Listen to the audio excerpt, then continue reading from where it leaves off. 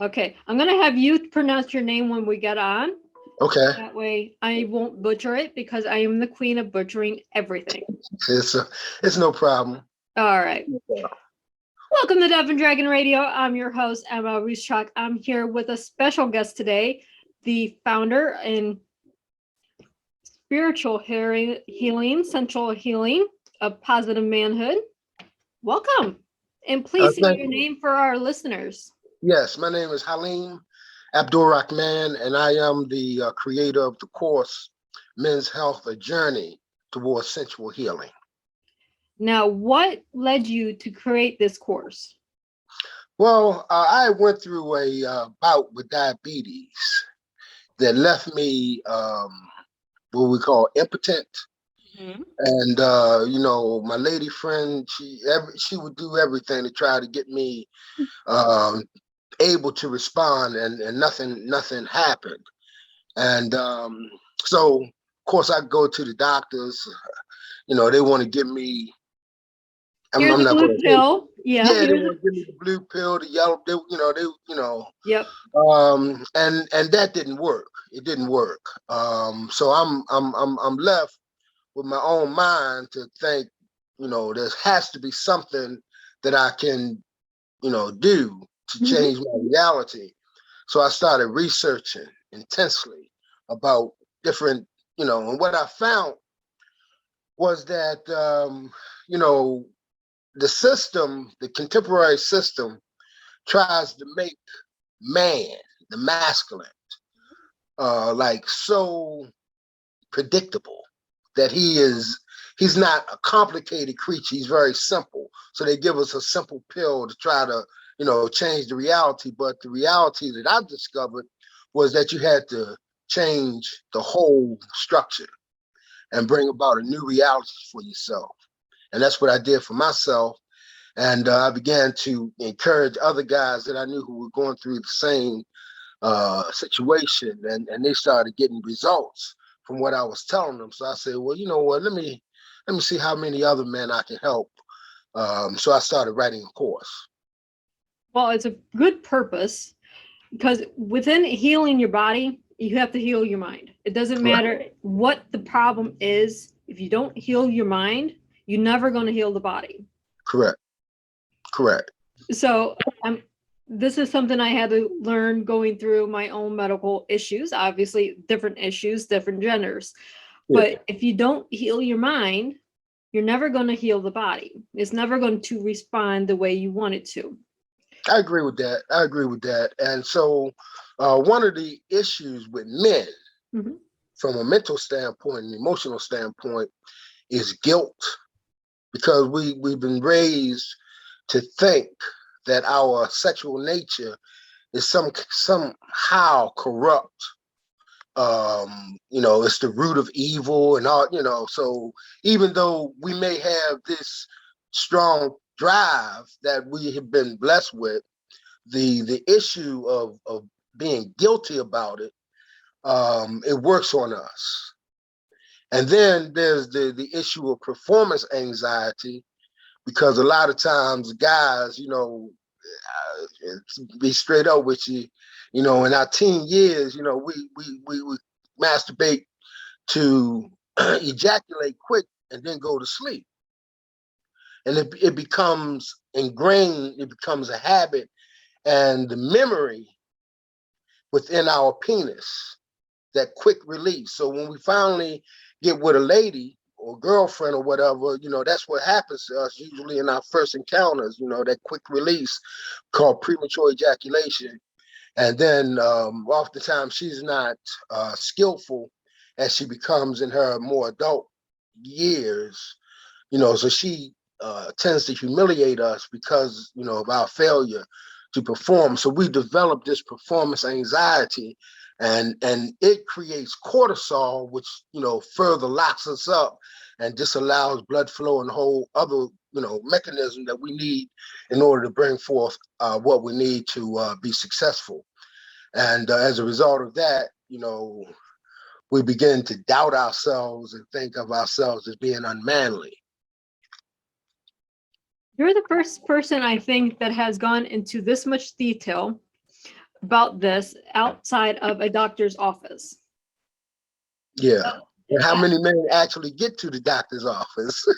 Exactly. I mean, it's something that, okay, if you're over 40, from what statistics tell us, this is a conversation that you need to be having, you know? Right. But how many men are actually secured enough to talk to the doctor about it? So what do? They do like you on, and they research themselves, but they don't go to the next step of, hey, here's a course of healing the mind to heal the body. Yeah, yeah. Yeah, we start off with what we call second pubescence or second puberty. Because in our puberty, we're in a state where our bodies has not received all the contaminants that's in the environment. So we're, like fresh. Mhm. And we wake up in the morning, we erect, and everything is functioning. Our voice change, and we become more manly, and we think everything is good. But then as we engage the world, and Get nowadays, older, yeah. you say 40, but nowadays it's like 30, Mm-hmm. because we got so many toxins and contaminants in the environment. They're weighing on our system. We begin to decline. And then there are different systems we call sex hormone binding globulins and inhibitors that actually turn testosterone into estrogen. And we think that we like in a midlife crisis, but actually what we're doing is going through what is referred to as andropause. It's not menopause, which they try to get it, male menopause. There's no such thing as male menopause because men never had a menstrual cycle. We Yeah. never had that. So what is happening to us is andropause, and our testosterone, because of this particular enzyme, is turning into estrogen, and as a result of that, we lose our vigor. We become depressed, and we leave ourselves open for sickness and a whole lot of other things. So, one of the things that we have to do is shift the energy so that we can produce free testosterone, not the testosterone that's bound, or we call it binding, of the sex hormone binding goblins, and turning our testosterone into estrogen.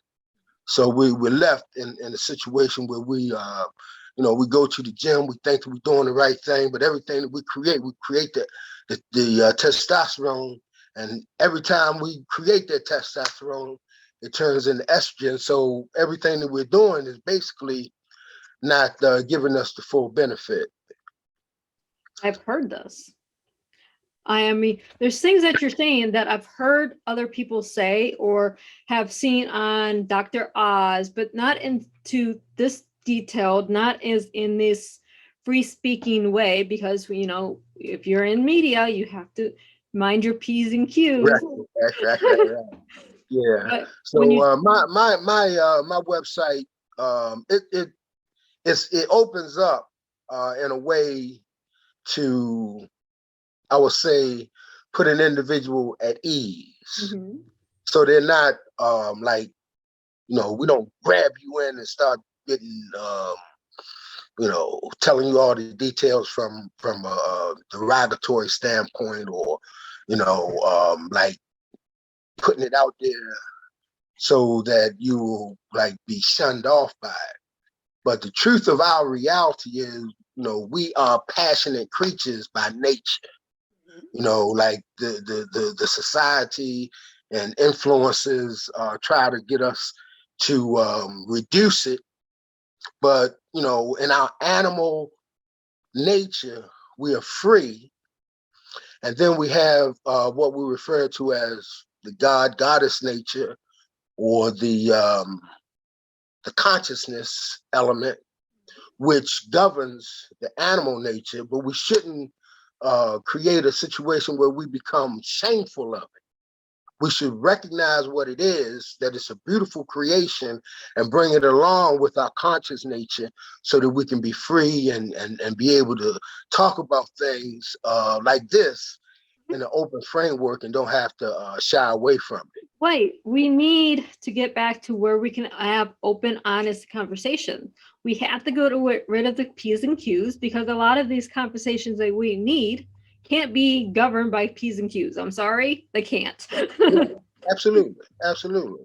You know, and one of the problems with a lot of conditions with women is that the shame element, you know, is very. I think it's even harder on women in terms of the shame factor of their nature, and you know, if you can be successful in lifting that off of your mind, then you can be free to address, you know, and then stimulate and create a culture where you are free, and then you can come into the fullness of what you were created to be.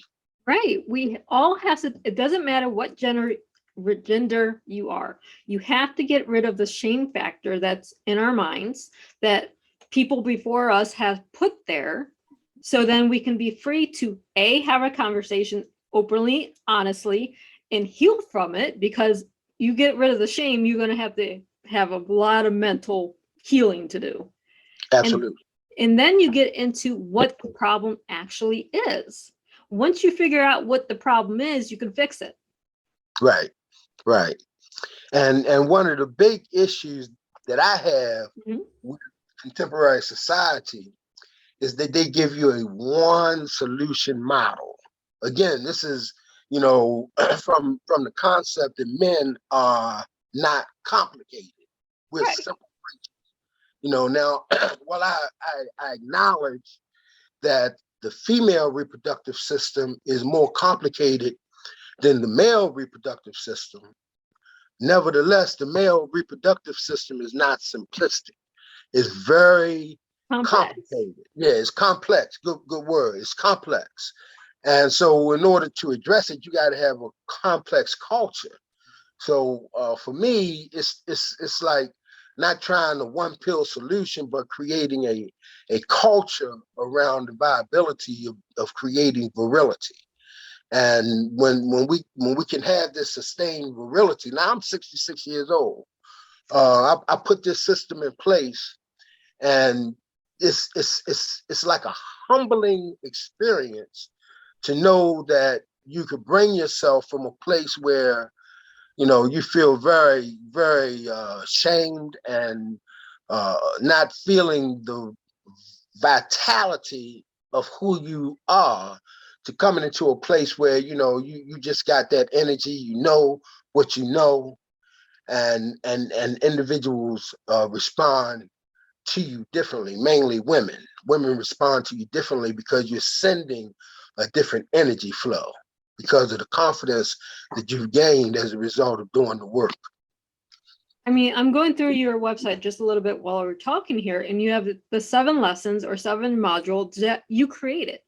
Yes. This is a way for men to actually get in tune with their body as from 30 up, obviously. Yeah.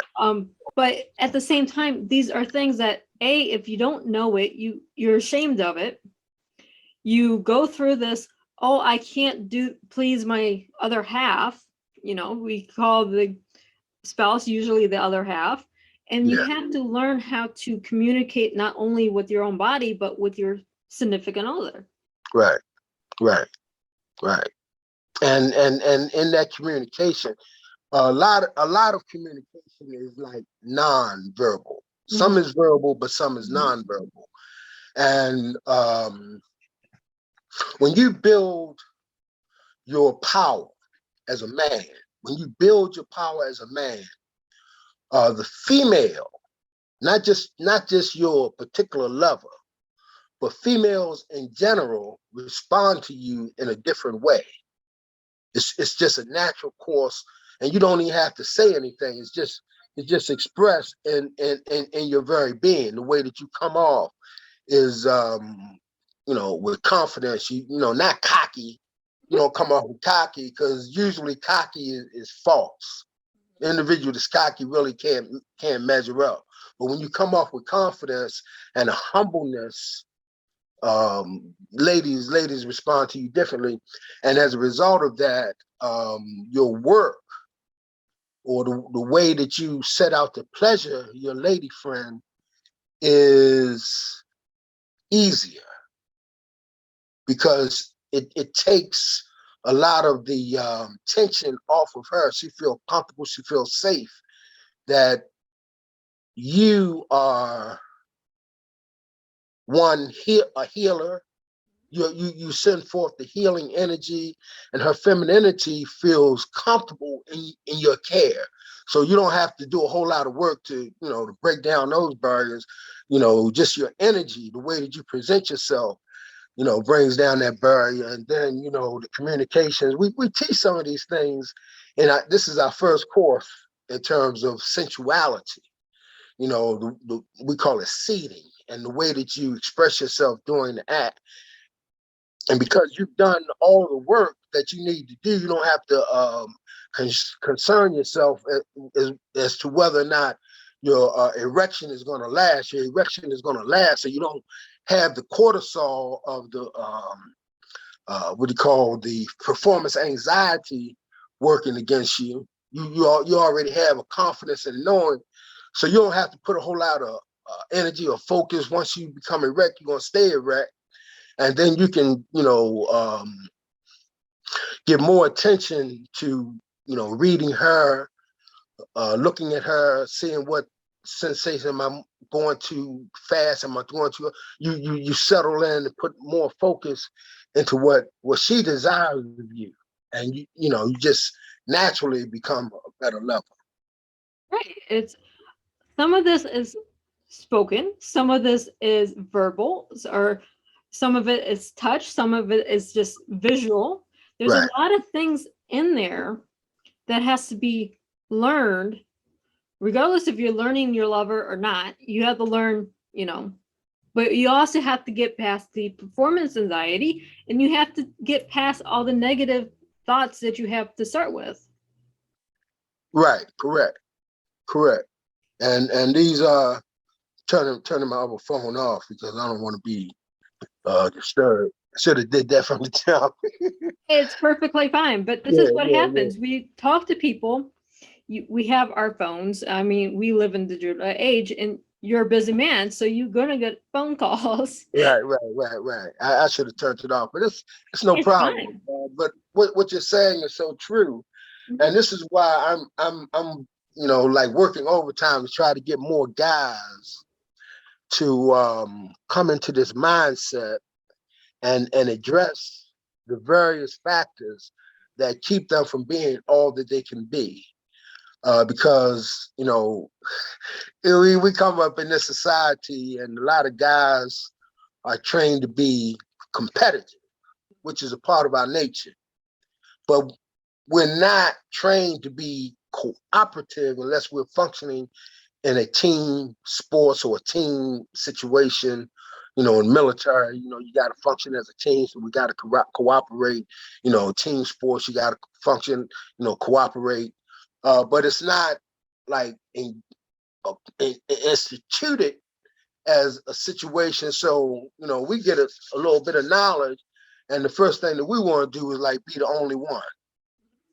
And we see, our fellow brothers, our fellow men suffering and not capable of doing certain things. We discover a truth, and we incorporate that truth in ourselves, and we become strong and magnetic. And we want to keep that information to ourselves. But I think that's the wrong message, because there's no way that all these lovely ladies out here that I can satisfy all of about, you know what I'm saying? You're so right. It's intelligent to spread the news, spread the information, and get as many men, let it become a normal situation that we're capable of functioning at an advanced level with regards to our sexuality and reproduction. Exactly. You need more men to talk about this. You need more men to get together and go, hey, we're having an issue. How do we fix it? Because we can't just have one or two men in society fixing the problem and no one else is listening or Right, talking right. about it. Yeah. It's not going to work that way. We need to keep growing. Yeah, growing is a key word. But at the same time, we gotta recognize the male nature in this culture anyway. Yeah. Now, in other cultures, like the Maasai, men get together and have rituals and whatnot to bring forth energy and bring forth healing and all that kind of thing. But in this society, guys we ain't coming together, so this is why we have a website where you can get all the information necessary, and you can do it in your own privacy. And hopefully when you get this information, you want to share it with your sons, so they don't have to go through the same things that we went through. They got it from a young age and it becomes incorporated into their system and it becomes a part of their culture. You want to share it with other people and, let them know, positivemanhood.com is where the action is at. Yeah, you have to be able to pass the information on. In that, have you thought about taking your courses and creating a book that people can read that way? Oh, well, when the individuals sign on to the course, a book is downloaded to them. It goes right to their email, and this book, it goes into details in terms of the proper nutrients, what nutrients actually stimulate the brain for, because, basically we got a 3-pronged system. You got the brain, which usually is everything.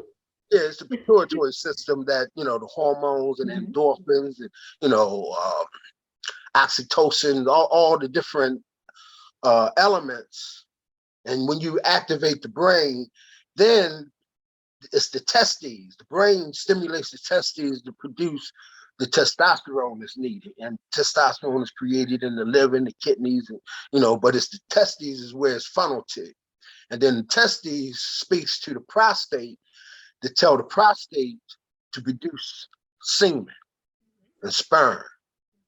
And if you have a cut in either one of those systems, you don't have full communication. So in our course, we talk about how to, stimulate each one of those systems to create that what we call orbit, where everything is flowing correctly. They teach us, with women, we have the same thing. There's different herbs and plants that you can take to make everything function. Yeah. We have the same thing, that you're just doing this for men. Right. And it's not something, like I said, it's not something we talk about, at least not publicly. This is so taboo, right? We don't want to talk about this on media, but it needs to be talked about on media. Correct. I agree with you. I agree with you 100%. It needs to be talked about more and needs to be talked about openly. And creating a mechanism to, give this information out. Traditional media will not promote it. No, they don't. Won't. Yeah. No, you cannot on TV promote this way we're doing it today. In radio, traditional FM, AM, FM radio, you cannot promote it. Why? We have all these government rules and regulations, but this is an open conversation. This is not, this is something that we need. We do part of it on Dr. Oz on TV, but you can't go into the detail that needs to be said. Right.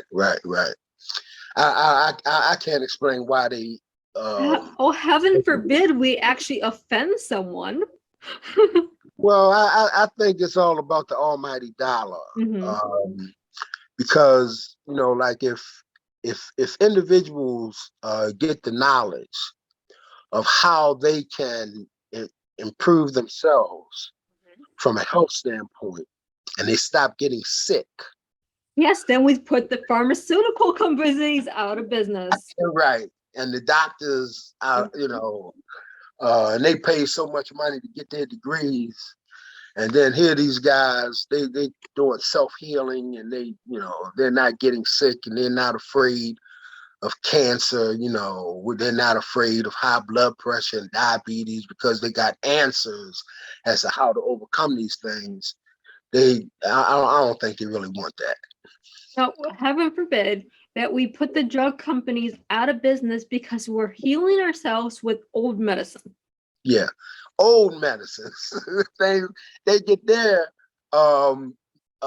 medicine from flowers, plants, and put a chemical on it and create a patent. Yep. And they're going to stop us from doing, using the same methodology without the chemical component. Exactly. That's all pharmaceutical is. They use the same plants and herbs to make these pills that they give us. They add chemicals to it. Right. That's it.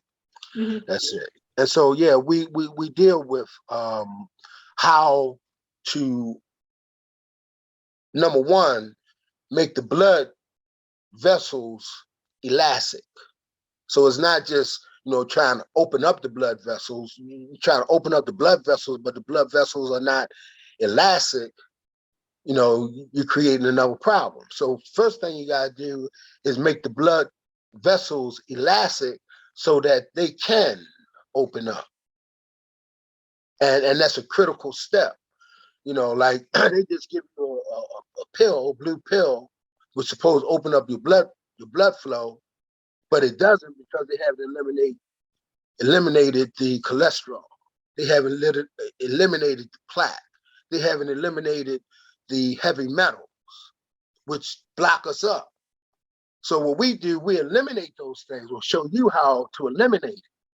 And we give herbs that makes the blood vessels more elastic so that blood can flow. And we also show you how to get the cavernosal nerve functioning so that more blood can get inside the penis and stay there, not just come and go, but because the nerve is operating at its optimal capacity, is there and stays there.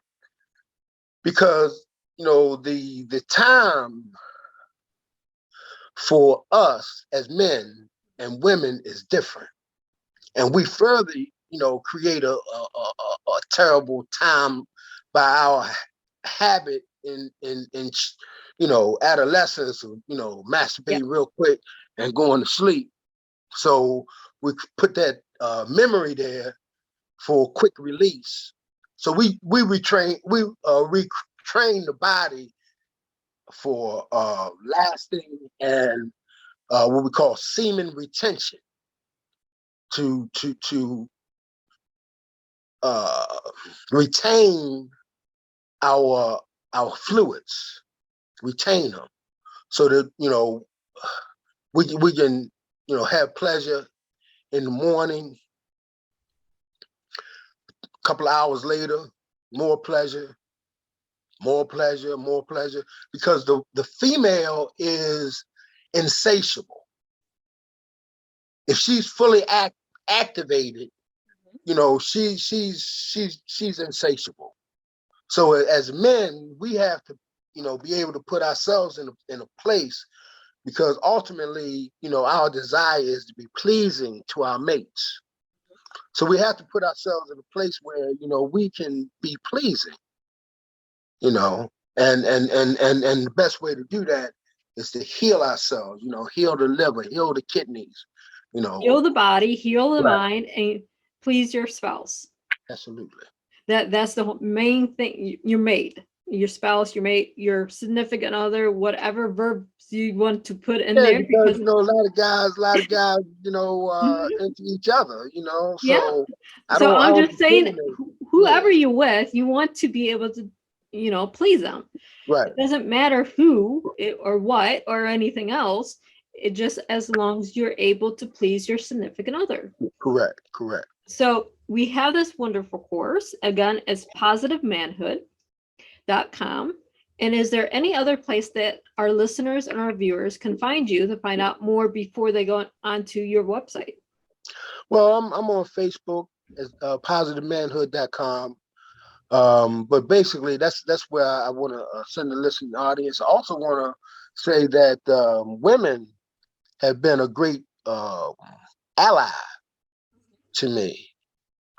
Because like a lot of women, they're truly the decision makers in the family. A lot of guys will not go to the doctors unless their significant other is like encouraging them. Honey, I think you need to go to the doctor. Or it's no, you need to sit down and read this right now because I said so. But I mean, yeah, sometimes it has to be that straight yeah, that dominant. directly. It depends on the relationship and how direct the female or the person is in the relationship to guide the male to get help. Right. And then once he get the help, she'll be happy because a lot of the stress and tension comes off of her. Exactly. You want your significant other happy, right? That's the whole thing. You want them happy. But it was so good to have this open conversation with you today. No doubt. No doubt. And thank you so much for being on the show. I appreciate you. And for our reviewers and our listeners, happy healing.